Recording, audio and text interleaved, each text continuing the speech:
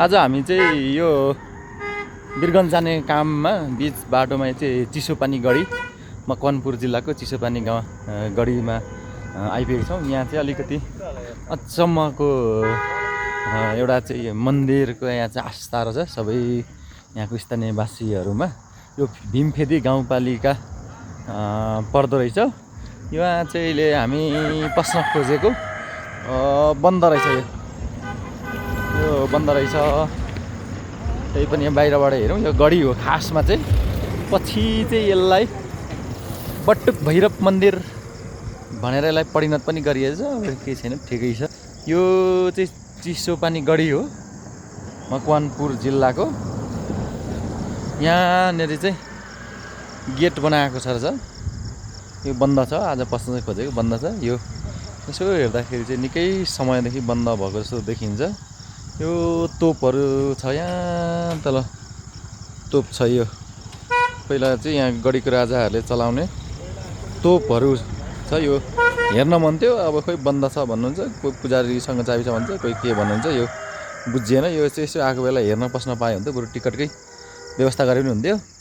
यहाँ बटुक भैरवको मन्दिर छ, तर यसमा चाहिँ छोरी मान्छेहरू चाहिँ एकदमै पस्नु हुँदैन।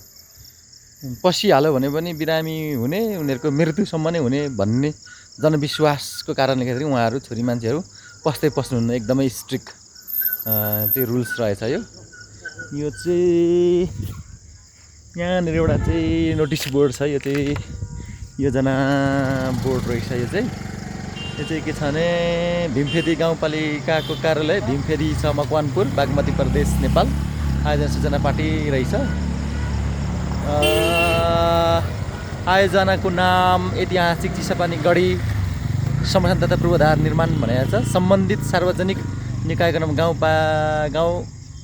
कार्यपालिकाको कार्यालय भीमफेदी मकवानपुर, निर्माण कम्पनी फर्म संस्थाको नाम अनक माउन्टेन गोलेजेबी, ठेगाना काठमाडौँ। आयोजना सम्झौता मिति 2078 77, आयोजना सुरु हुने मिति 2078 710, आयोजना सम्पन्न हुने मिति 2080 3/12 मा रहेछ।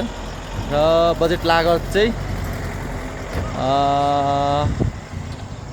4,97,27,955 रहेछ। र सम्झौता रकम चाहिँ 3,70,00,000 भएको रहेछ। र बजेट स्रोत चाहिँ संस्कृति पर्यटन तथा नागरिक उड्डयन मन्त्रालय भीमफेदी गाउँपालिकाको साझेदारीमा भनेर रहेछ।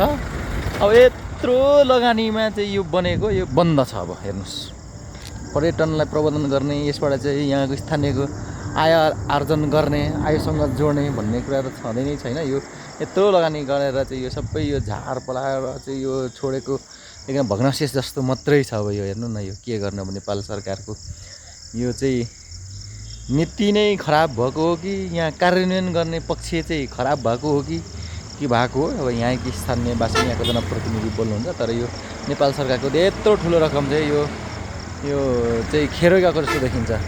त्यही पनि केही छैन, संरक्षण त भएको छ केही भूभागहरू। यहाँनिर चाहिँ तोपहरू दुईवटा यतापट्टि पनि रहेछ देखिन्छ।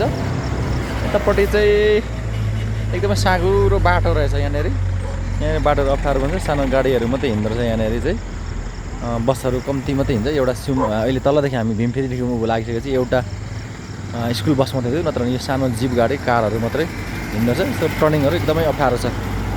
ल, मैले यति जाने, यति नै बुझेँ। यो कुराहरू चाहिँ मैले यति सेयर गरेँ। तपाईँहरू यताको हुनुहुन्छ र हेरिराख्नु भएको छ भने यसको अझै आधिकारिक रूप के हो, आधिकारिक यसको के हो, कमेन्ट गरेर चाहिँ जानकारी दिनुभयो भने म धेरै धन्य हुनेछु।